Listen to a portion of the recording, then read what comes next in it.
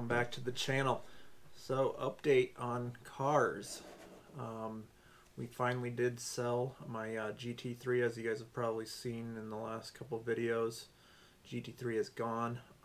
Then last Wednesday, my Bring a Trailer auction ended on the Boxster S, and that went for a nice final bid. And we'll be having a video come out soon on that, on the whole process about Bring a Trailer. I'm just waiting for the new owner to have the shipping company come pick up the Boxster, and then we'll get that video out. But now we get to go shopping, so I'm starting to look at some different vehicles that have been on my list to possibly pick up for next spring and summer. So I'm going to take you guys along with me here, and if you guys have any suggestions or want to comment down below on which one of these few vehicles I have picked out so far you think I should get, that would be awesome. So let's go ahead and jump in here to a few of my vehicles that I've been looking at. Alright, so here's how I do my lists on just a little Google sheet. Just put some details in there and then a link to where I found the car. So if you can see my list here, got a few different cars on there. Definitely been wanting to try out a GT350, so that's high up on the list there. That beautiful naturally aspirated 5.2 Voodoo is definitely a car that would be fun. So I've been thinking about one of those, whether I go with one that's a little bit older here and save a little bit, because I could buy that outright if I went with one that's a couple years old. Did think about getting a 2020 since they're not making them anymore. 2020 would be fun, but those you need it to drop at least 65K to get into a brand new one. I mean, I think they're going to hold their value. Like you can see, like a 4-year-old 2016 here. I think the MSRP on this one was like 59. So in 4 years, it's only lost like 12 grand, which isn't bad when you consider it's a Mustang. So not a bad option. So we're keeping that on the option list. Here's a picture of that one, by the way. I'd have to go with a gray. My preferred color on the GT350 is the Avalanche gray, but those ones are hard to come by. Avalanche gray with white stripes would be premium. I would love that. This one's the darker gray with the black stripes. Not bad. 2016, but 10,000 miles. That's a pretty nice mileage there for the price. The only thing about the 16s, though, I have to keep an eye out, though, is you didn't get the magnetic ride unless you did the track pack, I found out.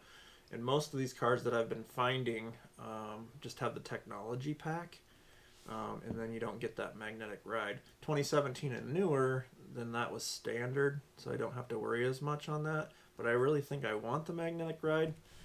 But to stay cheaper, I may have to sacrifice that and get one with the technology pack. So other cars on the list, as you can see, we got some old school Porsche. It's probably not realistic there, but I did find a nice little old 997 911S for 36, and it's all done up pretty sweet like. Show you that one quick. I mean, it's got some sweet ground effects on it, but yeah, it's the Tech Art package, which Tech Art makes some good stuff. I like the look of that one. I like the color a lot. The wheels are very nice. Don't know if I want to go back to an old school Porsche though after having the newer one, so that one's not high on the list right now. I've been thinking on some Audi R8s because I really want to do the V10 thing because they sound amazing. Just don't know. I'd really have to stay 14 and newer because 14 came out with the S-Tronic, which is the dual clutch. So you definitely want to stay with that transmission. Probably can't afford any with the manual, which would be pretty fun. But so S-Tronic, at least 2014 and newer. This is higher end range of the price I want to spend. So that one's on the list. Then we do have another GT350 there. Been playing around with this idea of this Jaguar F-Type S. This is actually the V8 version, 500 horsepower supercharged. Black's not my preferred color, but this is a private seller, and he's got a pretty awesome deal. Might be able to talk him down closer to 40. That would be an awesome car. I've always loved the look of these F-Types since they came out. They're awesome. Reliability, yeah, I've heard some things not so good about the British engineering, even though I think it's owned by China now. But anyway, that's on the list for sure, because it would be an awesome car for a nice price. What else do we got on the list here? Turbo S. I mean, I haven't done a turbo yet. This would be a 997.2 Turbo S, which is a pretty good price. I mean, it does have 40,000 miles on it. But you're looking at 520 horsepower on this thing. It's got the carbon ceramic brakes. Black wheels, I don't mind those. They're pretty good. Just stuck with white cars if I do that, though. Had a lot of white cars. Not that it's bad color, it's just kind of, yeah. I like to switch it up with a different color, maybe. So that's on the list. What else do we got? Oh, yeah, I found this Aston Martin Vantage V8. Never really thought about those, but this one's close to home that I could go check out. And it's the 6-speed manual, which is what you'd have to have if you were getting an Aston. But yeah, I mean, I'm not even a big fan of red, and I just think this thing looks killer. And it only has 10,000 miles on it. It was supposedly, they say, owned by an old lady that just babied it. And with 10,000 miles, obviously, it hasn't seen much use, but man, that thing is... Even the interior got the red stitching. That's something we could just buy outright too and have to do any financing. So that was on the list there. So the cheaper cars, it's kind of between this Aston, the GT350, and that F-Type. So decisions if I decide to go that way, which would be fiscally responsible financially, buy this cheaper car, since we are ordering a 2020 Bronco or 2021 Bronco eventually this coming year. So that would help the bank account if we went with something that wasn't quite so expensive. But now on to the cars that I've just recently started looking at that I really want. And I've always steered away from McLarens because of, number one, the depreciation. It's horrible. Number two, the reliability, especially on these the MP412Cs, since they were their first model that came out. There have been some horror stories on reliability. Also, the closest McLaren dealer is 500 some miles from me in Chicago, so that would be an issue. So I would definitely have to be doing repairs on my own. I've already watched a few videos on some maintenance stuff like oil changes and stuff, and it's definitely not as easy as the Porsche oil changes, but I think it could definitely be done in the garage. But when it comes to like spark plugs and some of that other stuff, it looks like a horrible job. So that's definitely something to think about, but just take a look at a couple of these. This MP412C, it's ridiculous. This is a 2012, it has 30,000 miles on it, and it is listed on eBay for $89,000. This thing's stickered for $230,000 just 8 years ago.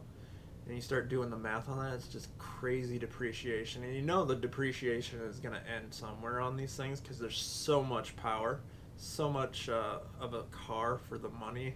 It's not going to go a whole lot lower on this model, I don't think.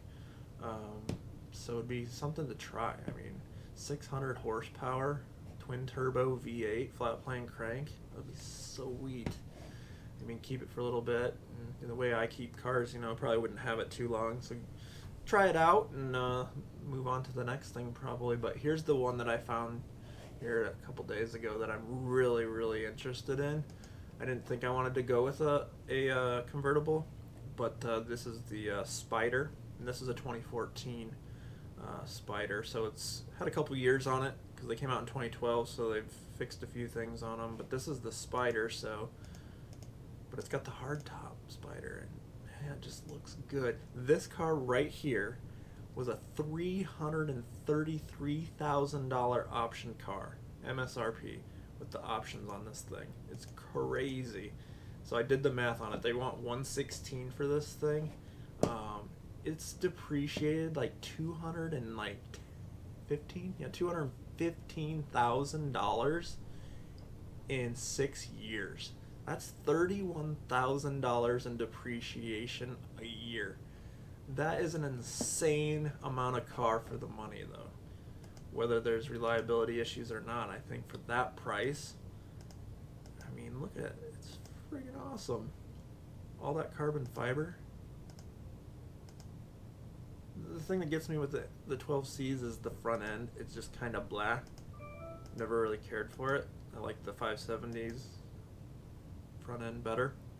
But the interior, I got nothing against that. That interior is sweet. It's got all the carbon fiber trim pieces. Got the dual color seats there. Check it out. This is the sticker on this thing. The MSRP was $265 to start the base, and look at the option list. Look at all the carbon fiber pieces. It's got the wheels. It's got stealth pack. I don't even know what stealth pack means. Sport exhaust, so we definitely want that because these things sound kind of blah. Even with the sport exhaust, a few that I've heard just isn't. It's definitely not a GT3 sound or even a Ferrari V8 sound, unfortunately. Doesn't sound quite as good. But yeah, that's crazy. $333,000. That's just nuts. So that's where I'm kind of at right now, is seriously considering the McLarens. That put me back in the price range of what I was paying on my GT3, unfortunately. So that's the only thing holding me back right now, is then I have to get another loan. Wouldn't be able to buy it outright because my limit there is around 50 grand. So what do you guys think? Should I go with a supercar? I mean, the experience of the McLaren is going to be, you know, untouchable with those other cars. With the GT3 GT350 is going to be amazing, don't get me wrong, but it's still a Mustang. So go ahead and shoot me a few comments below, guys. Let me know if there's any other cars you think I should put on the list. Yeah, I'd like to hear from you on that, because we're definitely going to start shopping seriously here soon. Might even go take a look at a brand new GT350 here. It's about 60 miles from me. They're supposed to get it in next week of 2020 with the grabber lime green. That would be mint. I love green, and that green looks killer. So, all right, guys, thanks for watching. Stay tuned. We'll be doing some shopping, and before you know it, it'll be spring, and we'll have another ride to share with you guys. So, have a good one.